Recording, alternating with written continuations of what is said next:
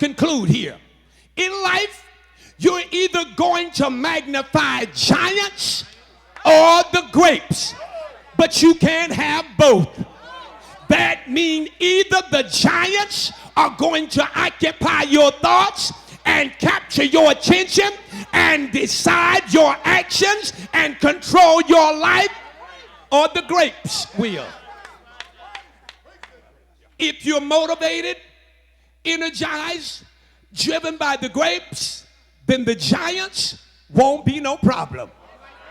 But if you're controlled and manipulated, dominated by the giants, then you'll never taste the grapes. That's the blessings of God. Listen to this.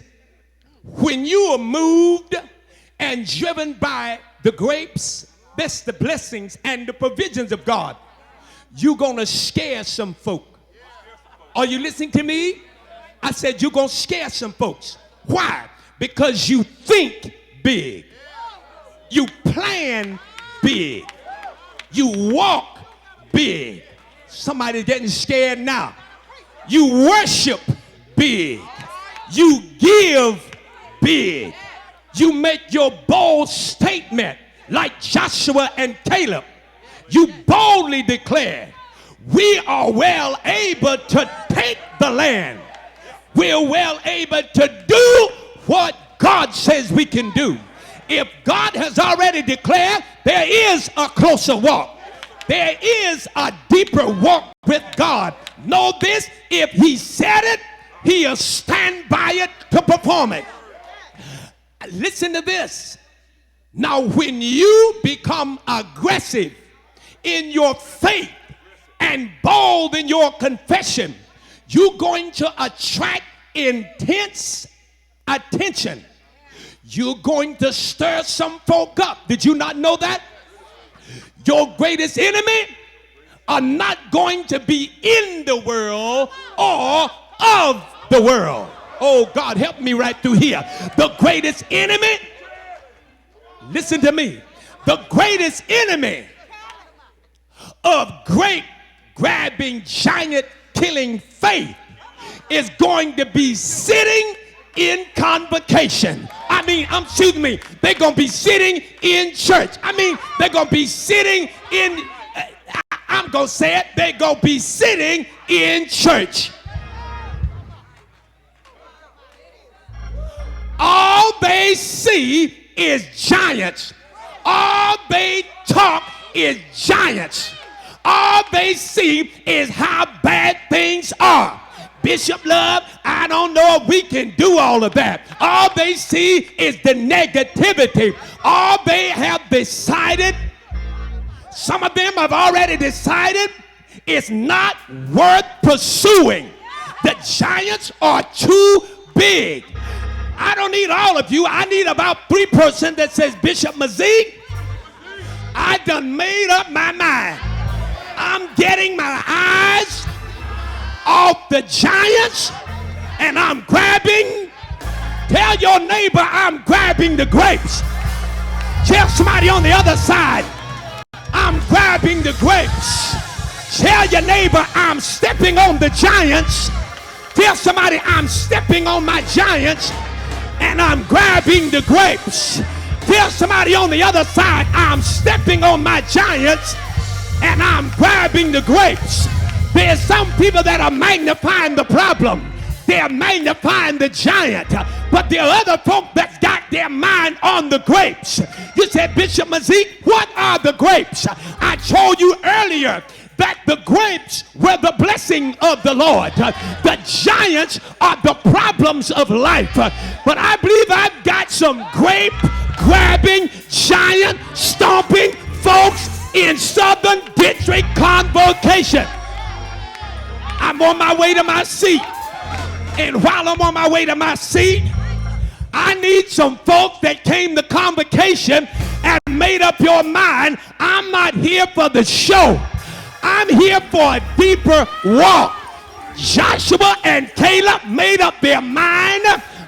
First step to deepening my relationship is to obey what God says. If you desire a closer walk, a deeper relationship with God, it starts with obedience. And Joshua and Caleb made up their mind, I'm going to do what God says. I'm going to grab the grapes. I don't need everybody to come, but I need those folks that made up in their mind there is a closer walk. I need you to come up and grab the grapes. High five your neighbor and tell them, I'm grabbing the grapes. I'm grabbing the grapes. I'm grabbing the grapes. Woo. Listen, it's not for everybody. It's not for everybody. There's some folk, all you see is the giants. There's some people in this room, I see the grapes. I see the grapes. Tell your neighbor while you're coming, grab the grapes, grab the grapes, grab the grapes.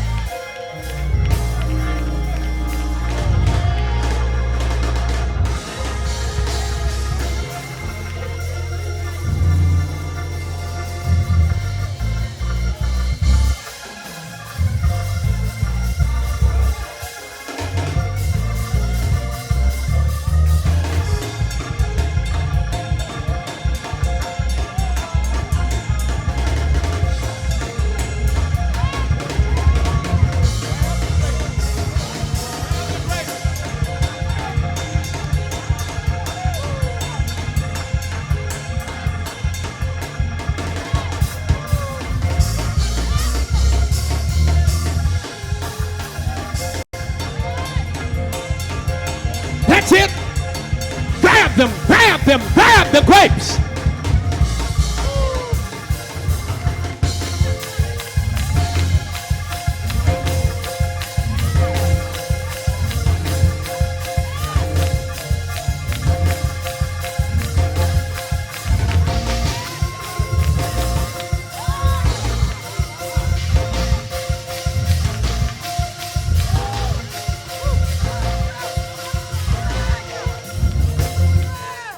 Let me wrap this up.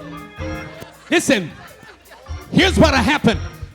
Those who have giants on their mind and giants in their eyes, listen to me, they'll fight you. They'll criticize you. They'll persecute you. They do everything they can to hinder you from moving forward and possessing the blessings of the Lord. Now, the truth is, this describes many church folk. Are you hearing me? They have been captured with what I call giant mentality. They're being held prisoner by giant mentality. They are slaves in giant prison.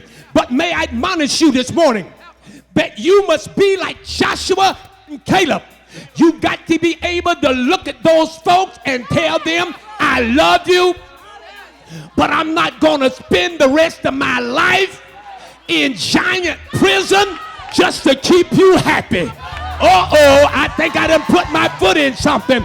I believe there's somebody here this morning, you're breaking out of giant prison. I believe somebody